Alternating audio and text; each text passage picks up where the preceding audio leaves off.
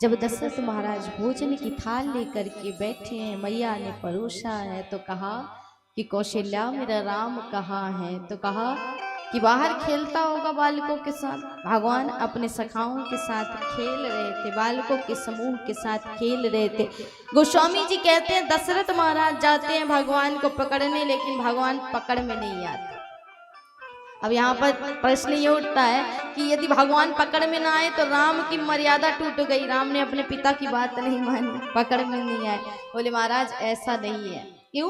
भगवान क्यों पकड़ में नहीं आते? क्योंकि राजा दशरथ यदि पिता बन करके गए होते तो भगवान पकड़ में आ जाते, भगवान पुत्र बन के पकड़ में आ जाते।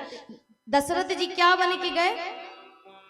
राजा दशरथ, अर्थात अहंकार लेकर के गए, अभिमान लेकर के गए। और यदि कोई व्यक्ति ज्ञान के अहंकार से भगवान को पकड़े तो भगवान पकड़ में नहीं आते। भगवान कहते हैं कि भाव का भूखा हूं मैं, भाव ही के साथ, भाव से भजता मुझे जो, भाव से बेड़ा पार। तो भगवान ऐसे पकड़ में नहीं आते हैं।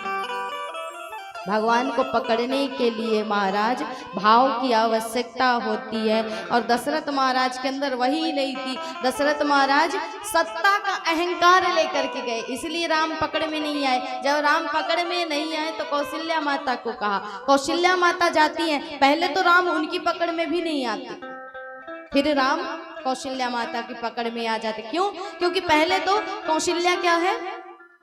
कौशल्या को यहाँ पर गोस्वामी जी कहते हैं कि एक व्यक्तिवाचक नाम है कौशल्या। और कौशल्या भी पहले थोड़ा अहंकार अभिमान में ही गई होंगी कि महाराज नहीं पकड़ पाए तो मैं पकड़ लाऊंगी। इसलिए भगवान कहते हैं कि ऐसे पकड़ में हम नहीं आते। अहंकार के वशीभूत यदि जीव मुझे पकड़ने आए तो मैं पकड़ में नहीं आता हूँ। तो भगवान प्रेम से रीझते हैं, प्रेम से मानते हैं। और जब मैया के मन से भाव निकला तो भगवान उनकी गोद में अपने आप आ गए, अपने आप बंधन में बंध जाते हैं। प्रभु क्या उस त्रिलोकीनाथ को कोई बांध सकता है? लेकिन यशोदा के प्रेम में बंध करके वो उखल से उस रस्सी में भी बंध जाता है महाराज, जिसे संसार में कोई बंधन नहीं बांध सकता। तो प्रेम का बंधन ही उसे बांध सकता है, प्रेमी जन ही उसे बांध सकता है।